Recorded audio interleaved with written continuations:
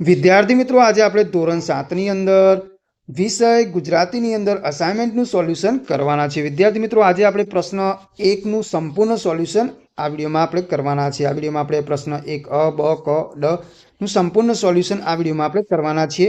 તો વિદ્યાર્થી મિત્રો, જોઈએ પ્રશ્ન નંબર 1 છે. એમાં છે નીચેના દરેક પ્રશ્નના ઉત્તર માટે આપેલા વિકલ્પોમાંથી સાચો વિકલ્પ શોધીને આપણે લખવાનું છે.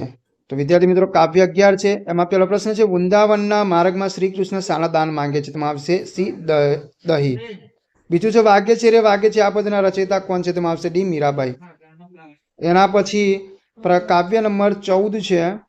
એમાં જોઈએ તો એમાં છે, રે પંખીડા સુખતી ચંજો કાવ્યના કવિનું નામ શું છે? તેની અંદર આવશે સી કલાપી. બીજો પ્રશ્ન છે, કવિની ક્ષેમ પછી પણ પંખીઓ ઉડી જાય તો તેમાં કવિની સી સંભાવના જણાય છે? તેની અંદર આવશે એ પંખીઓને કુર હાથનો ડર હશે.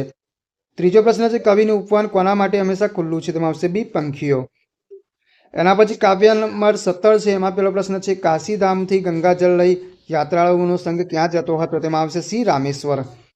બીજું છે, સજ્જન યાત્રાળુઓએ ગધેડાને ગંગાજળ પીવડાવ્યું ત્યારે અન્ય યાત્રાળુઓએ તેને કેવું કામ કહ્યું? તેની અંદર આવશે ડી મૂર્ખતાનું કામ કહ્યું. કાવ્ય નંબર 19 છે.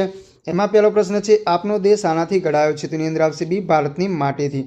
બીજું છે, આપણે ભારત દેશનો જયકાર ક્યાં ગજવીશું? તેમાં આવશે સી સીમા પર. ત્રીજું છે, આપણે સૌ કઈ એક માતાના સંતાનો છીએ? તેમાં આવશે ડી ભારત માતાના. કાવ્ય 21 છે. એમાં છે, જિંદગીમાં સાચો પડઘો કયો છે? તેની અંદર આવશે ડી વ્યક્તિની ગેરહાજરીમાં વાહવા થવી. બીજો પ્રશ્ન છે, માનવીએ ઉન્નત જીવન માટે શું કરવું જોઈએ? તેની અંદર આવશે સી ઉન્નત વિચારો સાથે પુરુષાર્થ કરવો જોઈએ.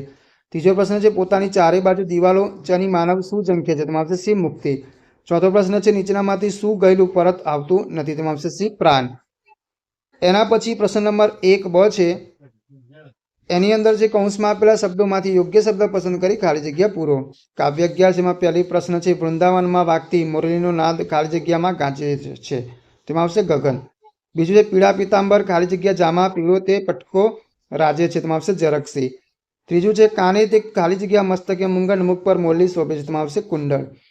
કાવ્ય નંબર 14 છે. એમાં પહેલો પ્રશ્ન છે, ના પાડી છે તમ તરફ કંઈ ફેંકવા ખાલી જગ્યાને મેં? તેમાં આવશે માળી. ખુલ્લું મારું ખાલી જગ્યા સદા પંખીડા સર્વને છે? તો ઉપવન. છો બીતા હતો મુજથી પણ સો ખાલી જગ્યા તેમાં જ માની? તેમાં આવશે ક્ષેમ. કાવ્ય નંબર 17 છે. એમાં છે, હરિનામ ગો સાથે સંગ ચાલ્યો જાય છે ત્યાં દખેલી ધૂળમાં કો ખાલી જગ્યા દેખાય? તેમાં આવશે ગર્તપ.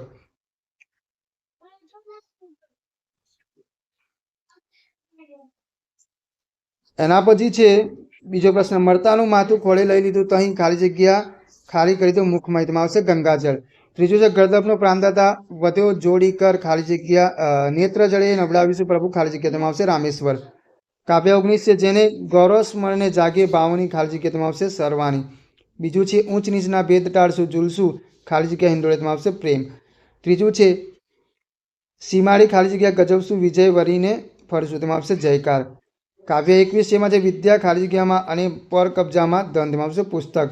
બીજું છે, મોતની તાકાતથી સી મારી શકે ખાલી જગ્યા તારો ઈશારો જોઈએ? તેમાં આવશે જિંદગી. ખાલી જગ્યા જાતે સર્વે ગયું સામળ કહેવત એથી કહું? તેમાં આવશે વચન.